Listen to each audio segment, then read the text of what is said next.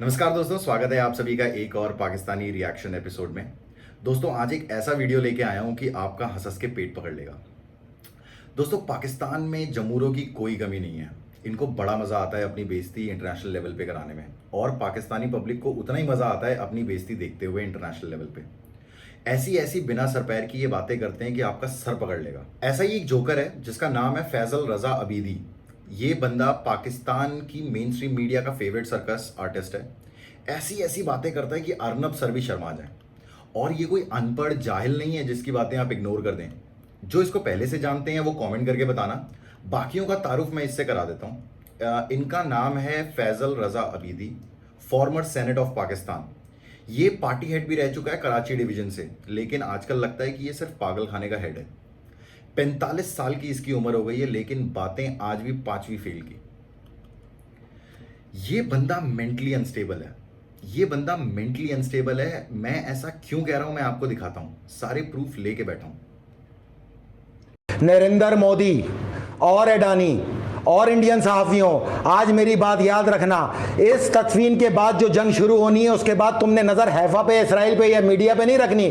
तुमने अपनी नजर मोदी पे और अडानी पे रखनी है। उनकी शक्ल पे पड़ी हुई लानत तुम्हें बताएगी कि हमने कितने करनाक तरीके से तुम्हारे फौजी जो तुमने वहां भेजे उनको मार मार के जन्नम हासिल किया। ये तमाम के तमाम हैफा में मौजूद है, लाख से ऊपर है। अच्छा। और इंशाअल्लाह ताला इनके ऊपर हम मुख्तस है, हम मारेंगे इनको घुस के और इनको चुन चुन के मारेंगे।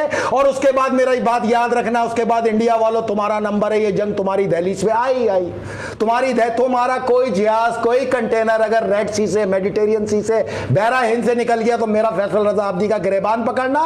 26 नवंबर 2026 से पहले तुम्हें उल्टा लटका के तुम्हारी मैशियत का जनाजा ना निकाला और तुम्हारा वो हशर करेंगे कि तुम सारी जिंदगी याद करोगे। तुम सुने, देखिए मैंने आपको एक सबसे अहम तरीन चीज़ और बताई थी। मैंने आपसे ये कहा था कि ना वहाँ फैक्ट्रियाँ चल रही हैं, हाँ। ना पोर्ट चल रही हैं, ना कारखाने चल रहे हैं। तो ये तुमने 1,70,000 कहाँ भेजे? हाँ। किस काम के भेजे? ये आरएसएस के दहशतगर्द, ये इनके रिटायर्ड फौजी अफसरान हैं, ये इनके हाजिर फौजी कमांडोज हैं। हाँ। जो वहाँ मौजूद हैं। अच्छा। इनकी हैफा इसराइल का शहर ज़रूर है। अच्छा। मिल्कियत इंडिया की है। ओके। और मैंने आपको बताया था ये जो ट्रेड का सबसे बड़ा मंसूबा है इनका, जिस पे लाखों ट्रिलियन डॉलर इन्होंने लगाने, जी। उसका सर्च इंजन ही हैफा है। ओके। हैफा खत्म, इंडिया खत्म। और हैफा खत्म होने जा रहा है और इंडिया भी खत्म होने जा रहा है। मतलब ये बंदा टीवी पे बोल रहा है हाइफा पोर्ट, जो कि एक्चुअली अडानी के साथ डील हुआ था इनका। अच्छा, जिनको नहीं पता उनको बताता चलूं कि हाइफा एक हिस्टोरिक शहर है जहां पर इंडियन आर्मी का मेमोरियल भी है। और हाइफा में इंडियंस और इंडियन आर्म फोर्सेस की क्या रिस्पेक्ट है, ये आपको वहाँ जाकर ही देखना पड़ेगा। जब हाइफा पे एक्चुअली इन्वेजन हुआ था तब इंडियन आर्म फोर्सेस ने ही वहाँ के सिविलियंस को प्रोटेक्ट करा था। इसीलिए इजराइल में इंडियंस और इंडियन आर्म फोर्सेस की काफ़ी रिस्पेक्ट है। उसी के बारे में ये बंदा बोल रहा है कि हाइफा पोर्ट पे अभी रिसेंटली मिसाइल गिरी। अच्छा, हालांकि ये कोई बड़ी बात नहीं है। अब वॉर सिचुएशन में मिसाइल्स गिरना कोई बड़ी बात नहीं है, और मिसाइल गिरेगी तो वहाँ पर डैमेज ज़रूर होगा। अगर ईरान 100 मिसाइलें मारता है तो उसमें से 2-4 गिरेंगी ऑफकोर्स, और उसका कोलैटरल डैमेज होना भी जायज़ है। इसमें कोई बहुत नई बात नहीं है। अच्छा, इसकी माने तो हाइफा में 1 लाख इंडियन आर्म फोर्सेस हैं। भाई इसको कोई कैलकुलेटर गिफ्ट करो।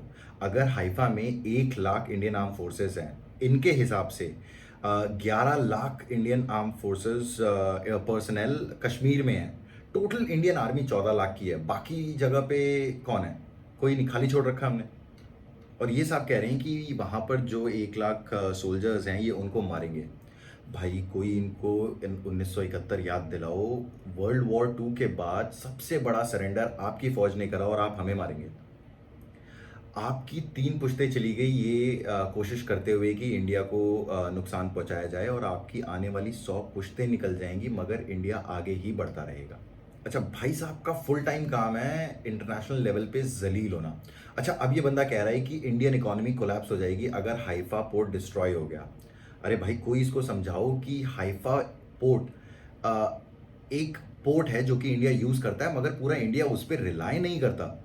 आप सोच रहे हो कि एक पोर्ट पूरा देश चला रहा है और अगर वो डिस्ट्रॉय हो गया तो पूरे देश की इकोनॉमी हॉल्ट कर जाएगी। ये आपकी मेंटल थिंकिंग कैपेसिटी है। मुझे लगता है कई बार ये अफीम खा के बैठा होता है, क्योंकि ऐसी बातें मैं बताता हूँ, क्योंकि ऐसी बातें कोई बंदा होश में नहीं कह सकता। मुझे तो कई बार ये एंकर पे तरस आता है। इसको देखो एक बार, ये खुद बैठे बैठे सोच रही होगी कि यार कहाँ फंस गई। अब इसके चक्कर में मैं भी ट्रोल होंगी। अच्छा, इसका दिमाग हिला हुआ है, इस बंदे को ये नहीं पता कि कहाँ क्या बोलना है। ये पागलपन की निशानियां हैं एक्चुअली। जब इंसान को नहीं पता होता, जब इंसान रियलिटी से बहुत दूर हो जाता है उसको और इधर उधर की बातें करने लगता है, इस दुनिया से बाहर की बातें करने लगता है, तभी तो दुनिया उसे पागल बोलती है। ये कह रहा है कि नवंबर 2025 में हमें टांग देगा। ये कितना मेंटली अनस्टेबल है मैं आपको बताता हूँ। 2021 में 2021 का ये आर्टिकल है, 2021 का ये आर्टिकल है जिसमें इससे पूछा गया कि वर्ल्ड वॉर 3 कब हो सकती है। तो भाई कहते हैं 60 दिनों में। अब इस बात को 4 साल हो गए। वर्ल्ड वॉर तो छोड़ो, पाकिस्तान खुद की एक वॉशिंग मशीन नहीं बना पाया।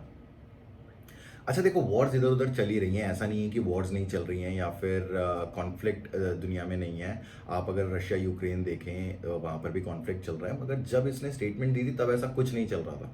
इसके कारनामे मैं आपको दिखाता हूँ, आप देख के हैरान रह जाओगे। 2018 में इसने पाकिस्तानी चीफ जस्टिस को धमका दिया, जिसके चक्कर में ये जेल गया। इसकी मेंटल हेल्थ आपको यहाँ से समझ आ जाएगी कि ये चीफ जस्टिस को धमका रहा है। 2016 में ये इलीगल आर्म्स केस में पकड़ा गया और जेल गया। पाकिस्तान जहाँ पर आर्म्स लाइसेंस लेना टॉफ़ी खरीदने के बराबर है, वहाँ ये इलीगल आर्म्स रखने के लिए अरेस्ट हुआ। 2018 में ये मर्डर केस में भी अंदर जा चुका है। ये देखिए, अबीदी अरेस्टेड ओवर पाटिल पारा किलिंग्स। 2023 में ये भाई कह रहे हैं कि एक मिसाइल काफ़ी है इंडिया को उड़ाने के लिए। ये बंदा हर बार एक नई थ्योरी लेके आता है और एक से एक जहरीले बयान भारत के खिलाफ देता है। कभी कहता है कि हाफिया पोर्ट में फौजी हैं, कभी कहता है कि वो फौजी नहीं है, वो तो रिटायर्ड आरएसएस वाले हैं। इसका कहने का मतलब है कि वो इंडियन आर्मी वाले नहीं है, वो रिटायर्ड आरएसएस के सोल्जर्स हैं।